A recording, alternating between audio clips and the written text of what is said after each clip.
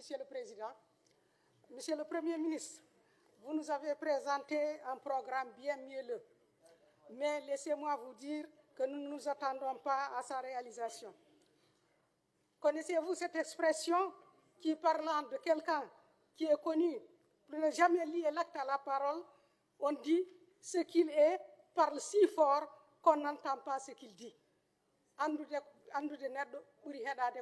Disent les peuples. Pour rappel, l'acte marquant du pouvoir que vous représentez a été de réprimer brutalement des manifestations pacifiques de citoyens qui contestaient les résultats proclamés de la dernière élection présidentielle. Au moins 4 jeunes innocents tués à Kaedi par des forces de l'ordre dans leur détention. Personne n'a répondu de ces crimes, comme personne n'avait répondu des meurtres d'Abbas Diallo, Oumar Diop, Mohamed Lemine. C'est le règne de l'impunité encore et toujours. Monsieur le Premier ministre, que comptez-vous faire pour recréer la confiance et renforcer l'unité nationale? Vous donnez à ce jour l'impression de jongler avec le dossier dit du passif humanitaire. Au détour d'une phrase, vous avez timidement évoqué le sujet que vous banalisez ainsi.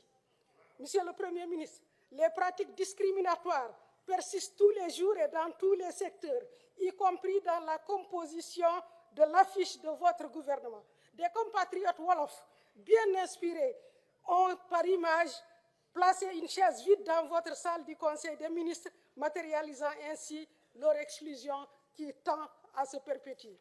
Monsieur le Premier ministre, les libertés syndicales, les libertés garanties par la Constitution sont bafouées, entre autres par la suspension de l'application de la loi sur les partis politiques, le renoncement à l'organisation des élections de représentativité syndicale, à un moment où les conditions de vie des citoyens sont devenues insupportables du fait des prix inabordables des denrées de première nécessité et de l'inaccessibilité des services de base. Nouakchott meurt de soif. Monsieur le Premier ministre, nous assistons de plus en plus à une perte de valeur et de dignité. En témoigne la bousculade des plus hauts cadres du pays chez vous, le soir même de votre nomination. Sans parler des cadeaux de bétail à sacrifier offerts à chaque haut cadre nommé ou à un général de l'armée admis à la retraite. Monsieur le Premier ministre, vos nouveaux engagements sonnent comme un leurre. Dites-moi, assumez-vous toutes les déclarations, les témoignages que vous aviez portés sur l'ancien président et sur son règne?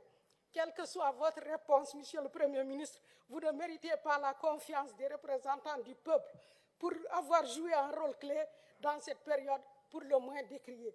À en croire vos anciennes déclarations, à savoir que les problèmes de santé et d'éducation qui n'auraient pas trouvé de solution avec l'ancien président ne le trouveraient plus à un autre moment. Donc les ministres de ces 2 départements devraient logiquement rendre leur tablier. Monsieur le Premier ministre, comment justifiez-vous la décision impopulaire du ministre de l'Enseignement supérieur de ne pas octroyer des bourses aux lauréats de bac cette année et de s'opposer à leur inscription à l'extérieur?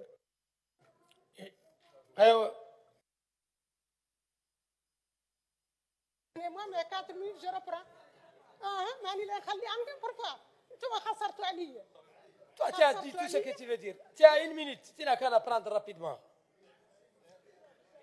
Monsieur le Premier ministre, il faut afficher la minute. Vous n'avez pas affiché la minute.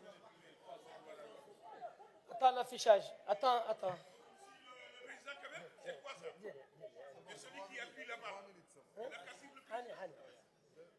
Monsieur le Premier ministre. Non.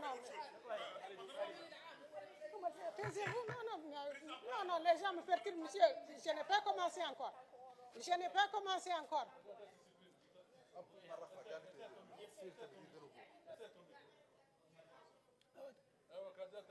Attends qu'on te mette 1 minute. C'est 1 minute. Regarde devant toi, c'est 1 minute. Regarde devant toi.